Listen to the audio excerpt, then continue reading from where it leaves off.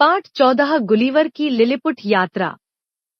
Gulliver का जहाज अचानक एक समुद्री तूफान में फंसकर हिचकोले खाने लगा। ऐसा प्रतीत होता था कि सभी यात्री डूब जाएंगे। और हुआ भी यही, परंतु जहाज का कप्तान गुलिवर तैरकर लिलिपुट नामक द्वीप के तट पर पहुंच गया। लहरों से जूझने के कारण उसके अंग में पीड़ा हो रही थी। आता वह वहीं पड़ा गहन निद्रा में विलीन हो गया। लिलिपुट के प्रत्येक वासी का आकार मनुष्य के 12वें भाग के बराबर था। जब गुलिवर की नींद खुली तो उसने अपने आप को पतली पतली रस्सियों से कसकर जकड़ा हुआ पाया। यही नहीं, उसकी छाती पर उस द्वीप का एक सैनिक खड़ा था जिसकी ऊंचाई लगभग 15 सेंटीमीटर थी। देखते ही देखते 30-40 और सैनिक उसके शरीर पर चढ़ बैठे। उनके नेता के हाथ में एक संधानित धनुषबाण था। अचानक गुलिवर को एक छींक आई तो उसके ऊपर खड़े सभी व्यक्ति आसपास गिर पड़े तथा पतली पतली रस्सियां टूट गईं। गुलिवर उठकर बैठ गया परंतु उस पर सलाइयों के आकार के बाणों की वर्षा होने लगी। गुलिवर पुनः लेट गया तथा उस पर हो रही बाण वर्षा भी रुक गई। गुलिवर को बहुत भूख लगी थी परंतु द्वीप के ठिगने वासी उसकी भाषा नहीं समझते थे। अतः उसने अपने हाथ के संकेत से उन्हें अपनी बात समझाई।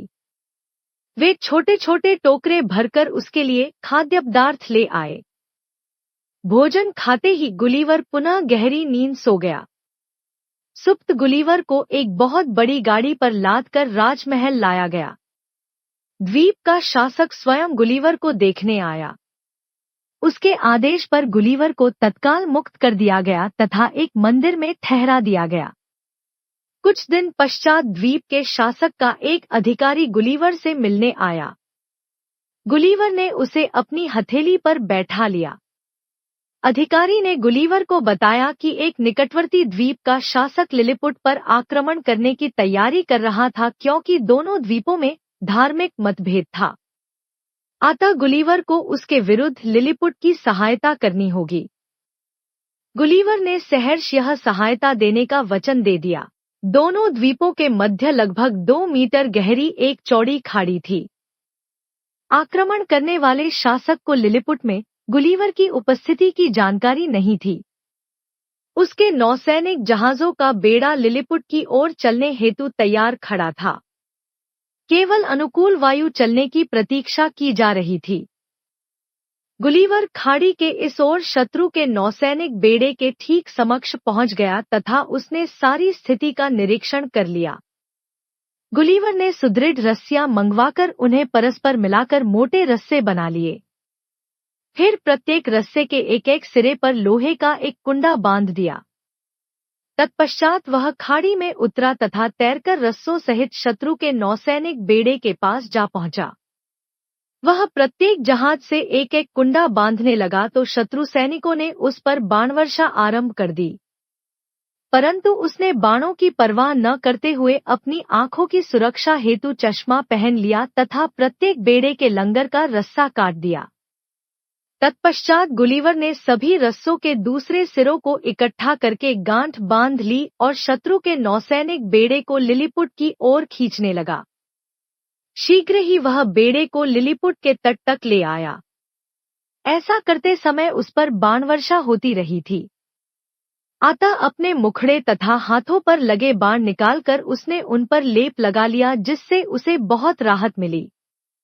लिलिपुट का शासक अपने सामंतों सहित खाड़ी के तट पर खड़ा गुलिवर की प्रतीक्षा कर रहा था।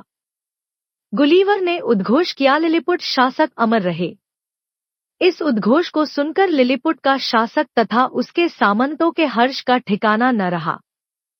गुलिवर को राजकीय विधि से सम्मानित करके ग्रेट लॉर्ड की उपाधि से विभूषित किया गया। अब गुलिवर को घर की याद सताने लगी थी। उसकी पत्नी उसके लौटने की प्रतीक्षा कर रही थी। इतने दिन लिलिपुट में रहने के फलस्वरूप गुलिवर ने लिलिपुट की बोली को अंशतः बोलना तथा समझना सीख लिया था।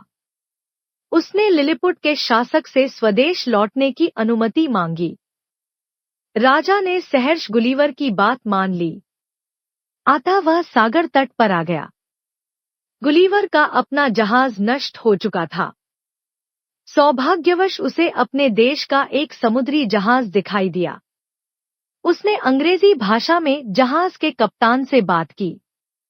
कप्तान समझ गया कि गुलिवर एक अंग्रेज था, अतः उसे जहाज पर बैठा लिया गया तथा शीघ्र ही वह सुरक्षित लंदन पहुंच गया। यह थी गुलिवर की लिलिपुट